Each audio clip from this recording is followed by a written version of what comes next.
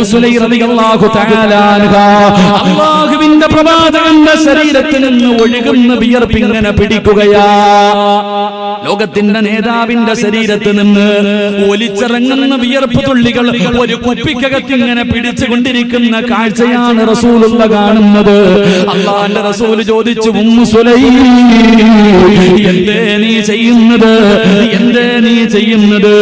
ആ സമയത്ത് Ummu Sulaim റളിയല്ലാഹു തആല അല്ലാഹുവിന്റെ റസൂലിനോട് പറഞ്ഞ മറുപടി എന്തെന്നറിയുമോ? യർജൂ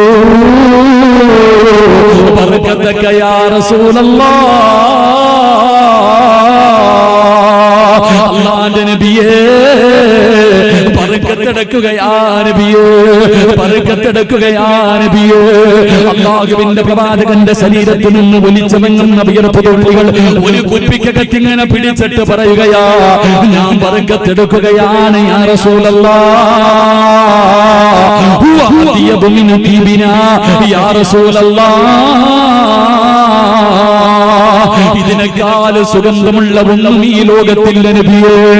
അങ്ങയുടെ വിയർപ്പിനേക്കാളും സുഗന്ധമുള്ള ഒരു സുഗന്ധവും ഈ ദുനിയാവിലില്ല നബിയേ യാ റസൂലല്ലാഹ്. അവിടെന്ന് പറയുകയാണ്,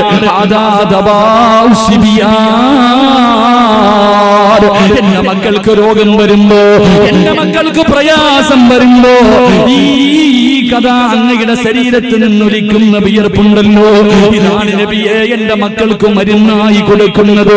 ഇതാണ് നബിയെ എന്റെ മക്കൾക്ക് മരുന്നായി കൊടുക്കുന്നത്. എന്റെ പ്രിയപ്പെട്ട മുസ്ലിമേ, നമ്മുടെ നേതാവിന്റെ വിയർപ്പ് തുള്ളിക്ക് പോലും മഹത്വമുണ്ടായിരുന്നടാ ചെറുപ്പക്കാരാ.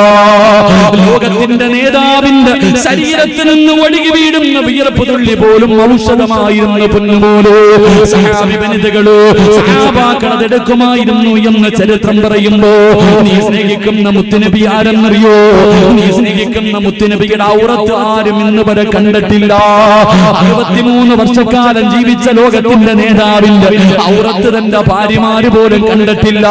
പ്രവാചകനെ വിസർജനം നടത്തി കഴിഞ്ഞാൽ പ്രവാചകൻ സല്ലല്ലാഹു അലൈഹി വസല്ലമ തങ്ങള് അനസ് റളിയല്ലാഹു തആല അൻഹു പറയുകയാണ്, പ്രവാചകൻ മരുഭൂമിയിലൂടെ നടന്നു പോകുമ്പോ പ്രവാചകന് മലമൂത്ര വിസർജനം നടത്താൻ സമയമായി. ഒരു മറയില്ലായിരുന്നു, ഒരു മറയില്ലായിരുന്നു. അല്ലാഹുവിന്റെ പ്രവാചകന് 2 മരങ്ങളുടെ നേരെ കൈനീട്ടിയിട്ട് ഇവിടേക്ക് വരാൻ വിളിക്കുമ്പോ സുബ്ഹാനല്ലാഹ്, അല്ലാഹുവേ 2 മരങ്ങളുണ്ടല്ലോ, അവിടെ ഇളകുകയാണ്. റസൂലുള്ള വിളിച്ചപ്പോ, ലോകത്തിന്റെ നേതാവ് വിളിച്ചപ്പോ, അതാ ഭൂമിയിൽ അടിവേരുകളായി നിന്നിരുന്ന മരമുണ്ടല്ലോ, അവിടെ എഴുന്നേറ്റ് നടന്നു വരികയാണ്. 2 മരങ്ങൾ അല്ലാഹുവിന്റെ റസൂലിന്റെ മുന്നിൽ വന്നു. അവിടെ സലാം പറയുകയാ. 2 മരങ്ങളും മറയിട്ട് കൊടുക്കുകയാണ്. പ്രവാചകൻ ആ മറയ്ക്കുള്ളിൽ ഇരുന്നു കൊണ്ട് ആവശ്യം നടത്തി.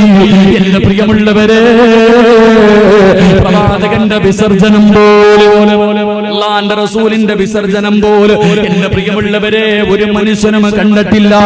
അല്ലാഹുവിന്റെ പ്രവാചകന്റെ വിസർജനം പോലെ ഭൂമി വിഴുങ്ങുമായിരുന്നു എന്ന് ചരിത്രം പറയുമ്പോ, എന്റെ പ്രിയപ്പെട്ട സഹോദരാ, മോനെ റസൂലുള്ള ആരാണെന്ന് പഠിക്കടാ പൊന്നുമോനെ. ലോകത്തിന്റെ നേതാവിന്റെ വ്യക്തിത്വം എന്താണ്, പുണ്യനബി ആരാണെന്ന് പഠിക്കണം. ഈ പ്രവാചകന്റെ ചരിത്രം പഠിച്ചു കഴിഞ്ഞാ, ഈ പ്രവാചകൻ ആരാണെന്നറിഞ്ഞു കഴിഞ്ഞാ മറ്റുള്ളവർക്ക് പറഞ്ഞു കൊടുക്കാൻ നിനക്ക് കഴിയുമല്ലോ. അതുകൊണ്ട് സഹോദരാ,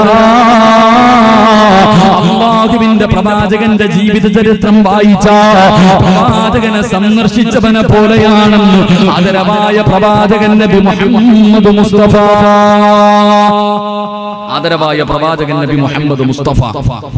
ഉറക്കെ ആദരവായ പ്രവാചകൻ നബി മുഹമ്മദ് മുസ്തഫ.